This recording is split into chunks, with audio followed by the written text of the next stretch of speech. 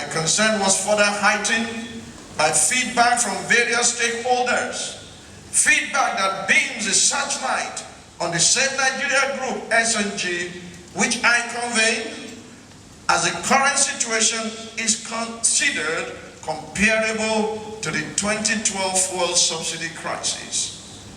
As you may recall, that crisis led to perhaps the largest protest rally in the history of this nation as stakeholders converged at Freedom Park, Ojota, under the aegis of Save Nigeria Group in a people's movement that shook the nation for 5 days. In the past few days, through various channels, from those who have direct access to me, to queries through conventional and new media platforms, the question has been asked, why is the Save Nigeria Group silent now? It's all the more necessary to respond to such questions because they originate not just from those who misunderstood and criticized us at that time with a flurry of unfounded allegations, but also from some of those who stood with us at Freedom Park as we challenged the then government with our demands for good governance and transparency with respect to the management of the petroleum sector. Some of those patrons who stood with us then have begun to wonder if our stand at the time was justified and if it wasn't yet another exercise in futility. Others have alluded to a principally political motivation, suggesting that our apparent resistance to the fuel subsidy removal in 2012 was principally fueled by a regime change agenda, which, according to holders of such sentiments, may have been achieved with the emergence of the current administration. However, we made it clear to our allies that the Save Nigeria Group was raising the bar beyond mere removal of fuel subsidy to the fight against corruption in the system. So while the rallying cry of our allies was 65 naira or nothing, we wore branded t-shirts with the inscription, "Kill corruption, not Nigerians." Even though we identify with the sovereignty of the Nigerian people, there will be occasion and intensified by subsidy removal. Our position was that subsidization was not sustainable in the long run and would have been utterly unnecessary if the rot in the sector was confronted.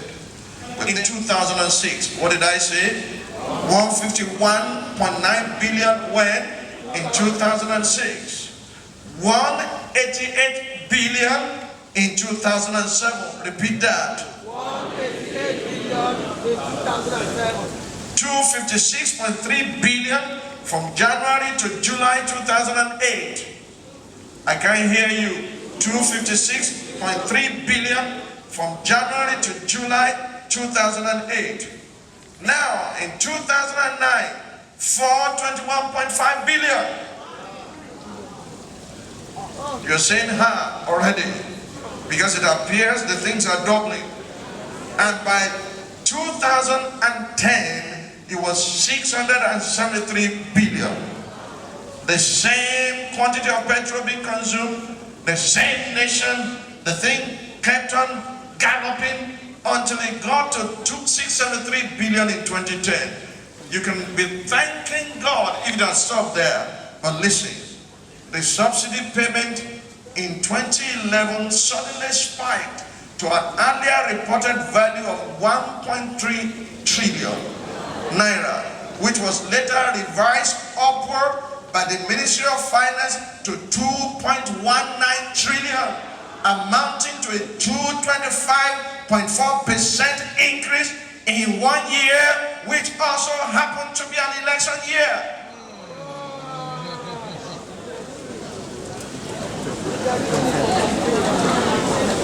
Indeed, the thinker is the enemy of the more.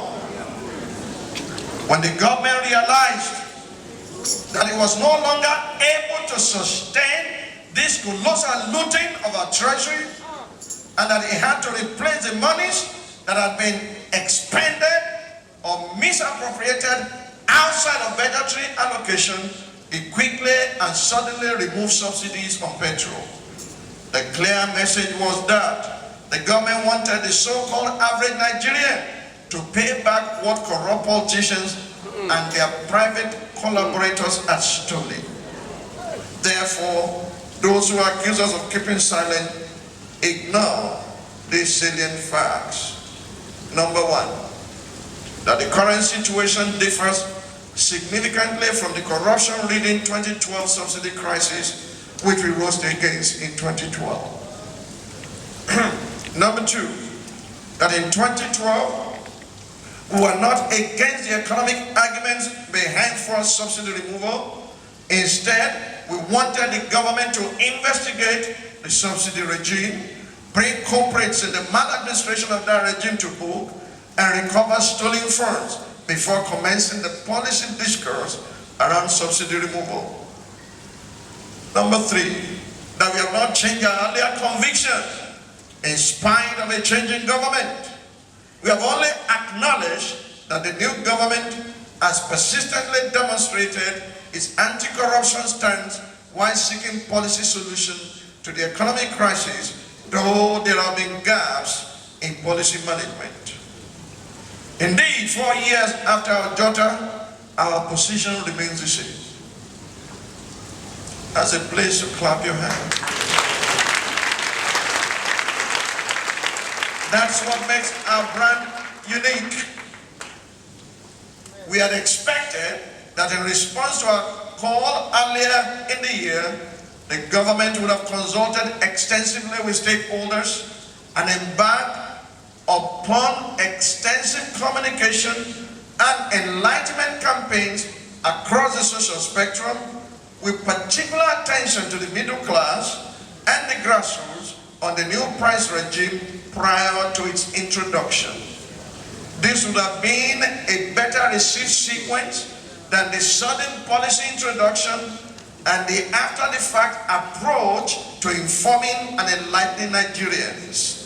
We understand that the government considers the 500 billion vote for a social welfare program in the 2016 budget the requisite palliative to cushion the effect of the price hike. A proper communication of this fact, particularly including a breakdown as to the use of funds, would have constituted a vigorous pre-policy campaign. Therefore, the call of the moment is not for the mobilization of the citizenry in mass protest against an oppressive government, but for all hands to be on deck to help a government that apparently, genuinely seeks the welfare of the Nigerian, but is faced with overwhelming challenges. It is in this regard that the following recommendations are made. Number one, the government should rework its communication strategy to ensure that Nigerians are carried along prior to, during, and following the implementation of new policies. Number two, good and effective governance at the federal, state, and local levels must become the pivot of all palliative measures to alleviate and indeed end the suffering of the Nigerian people. To this end, we demand effective, efficient, and transparent implementation of the 2016 budget, particularly the capital expenditure provisions and the social welfare program. Number three, the anti-corruption war should be extended beyond the misappropriated defense funds, generally referred to as the Zuki Gate. It should include the 2010-2011 fuel subsidy regime that has been linked to the theft of over 1 trillion naira of public funds in an election year. Indicted firms and persons, and we have their names, should be investigated and stolen funds recovered, and these recovered funds should be injected by way of supplementary budget into mitigating our infrastructural decay as well as the social welfare program.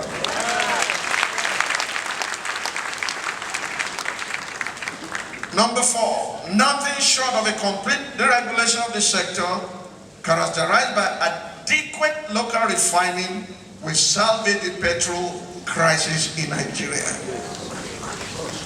Number 5, a downstream sector bill should be sent to the National Assembly to pave the way for a completely deregulated regime.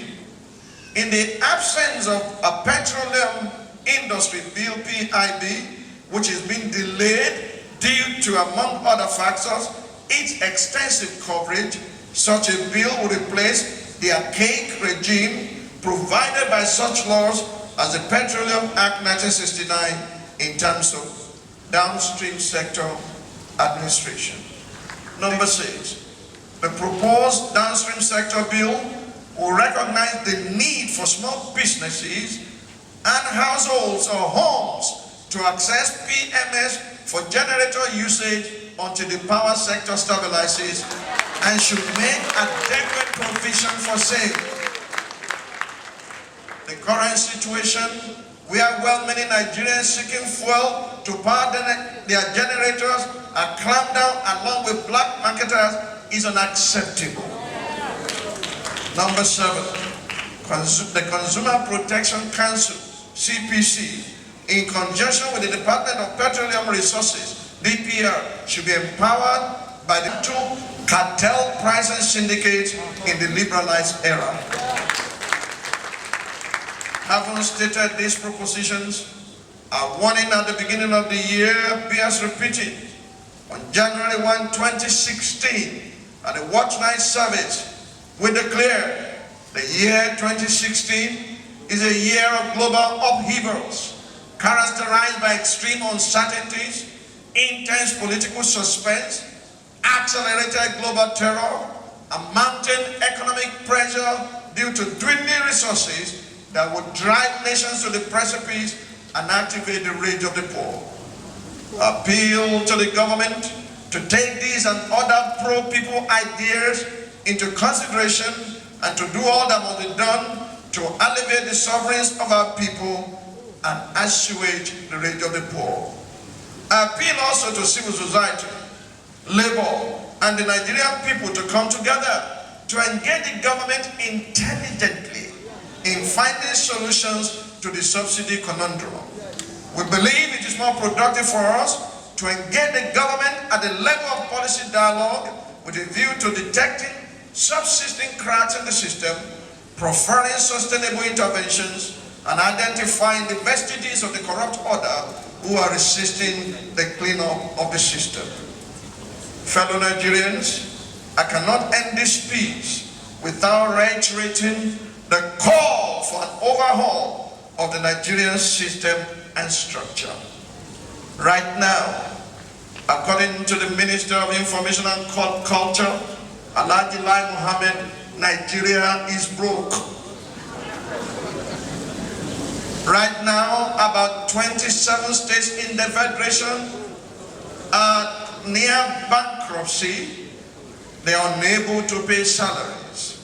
Such a system of dependent, non-viable federating units is unsustainable. The present economic challenges demand self-examination beyond the subsidy question. They call for a new geo-economic order. The call towards restructuring must be embraced while ensuring through intelligent engagement that the government is kept on its toes in delivering its promises to Nigerians. This call transcends political affiliation. It means that the so-called opposition parties must organize and not agonize to engage the party in power intelligently and with alternative solutions rather than merely setting their sights on the next elections.